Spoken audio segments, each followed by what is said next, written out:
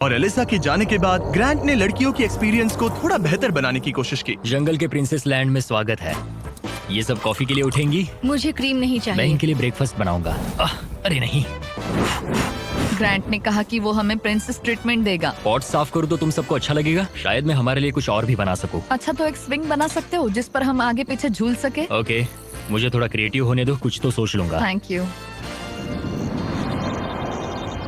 तो ठीक है, गर्ल्स चाहती है कि मैं स्विंग सेट बनाऊं, तो अब वही करने वाला हूँ। और जैसा मैंने सोचा था, जंगल में साथ रहना और ऐसे प्रोजेक्ट्स पर एक साथ काम करना जैसे ये स्विंग सेट और ग्रांट का शेल्टर शायद सच में इन लोगों को करीब लाने लगा है। जरा सोचो उन $2,50,000 के बारे में जो हम उससे लेने वाले हैं। या शायद मैं थोड़ा ज्यादा ऑप्टिमिस्टिक हो रहा हूँ। खैर, अब डे 10 था, मतलब चेक इन का समय है। और क्योंकि एलिसा पहले ही जा चुकी थी, मैंने कंटेस्टेंट्स को कुछ ऐसा भेजा जिसकी उन्होंने कभी उम्मीद भी नहीं की होगी।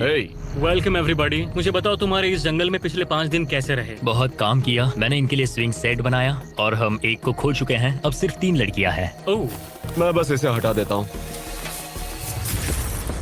अलीसा।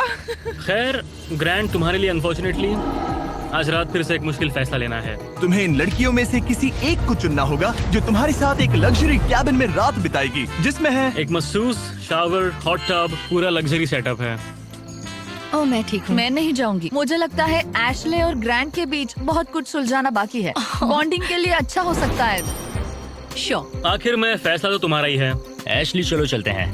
ये thank you guys so much. लगता है तुम लोगों को इस कैबिन में जरा भी इंटरेस्ट नहीं था। सब कुछ बिल्कुल वैसा ही हो रहा है जैसा हम चाहते थे। वाओ। जब वो कैबिन में पहुंचे तो ऐसा लगने लगा कि ग्रांट और एशली सच में अपना रिलेशनशिप सुधार रहे हैं। ये सच में एक ट्रीट जैसा था। मतलब ये जानकर अच्छा लगेगा कि अब हमारे बीच कोई ग्रजेस नहीं है। और फिर ये हो गया। क्या बात है।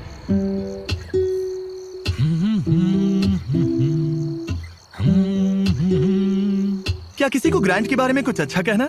उसने मेरे लिए एक सॉन्ग लिखा था। उसने मेरे लिए एक सॉन्ग लिखा और वही गाना किसी और को सुनाया। अरे नहीं, काफी टाइम हो गया ना।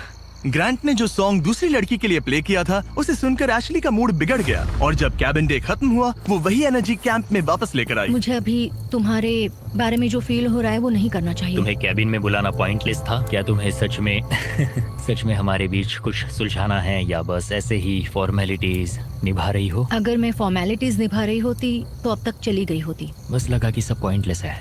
इन लड़कियों ने नोटिस किया कि ग्रांट और एशली अब भी सुलह नहीं कर रहे थे, लेकिन अगर एशली को एंड तक पहुंचना है तो उन्हें ग्रांट को कन्विंस करना पड़ेगा कि वो अगले एलिमिनेशन में उनमें से किसी एक को बाहर करे। तो उन्होंने एक आइडिया निकाला, अगर जूली और एबी ग्रांट के साथ बुरा बिहेव करें तो शायद वो एशली को एंड तक रखने का सोच ले। ग्रैंड, हाँ, मैं आज सुबह यहाँ आई, मैंने एकदम प्यार से गुड मॉर्निंग बोला और तुमने मुझे एकदम इग्नोर किया। जरा सी भी काइंडनेस नहीं दिखाई। तुम्हें रियलाइज होता है तुम सबको कैसे दिखने वाले हो?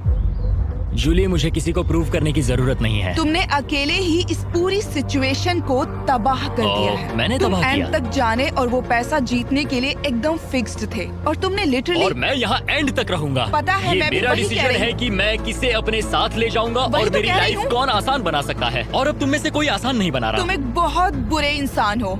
तो जाओ अपने टेंट में वापस जाओ, सब भूल जाओ। मुझे तुम्हारी फैमिली पर तरस आता है।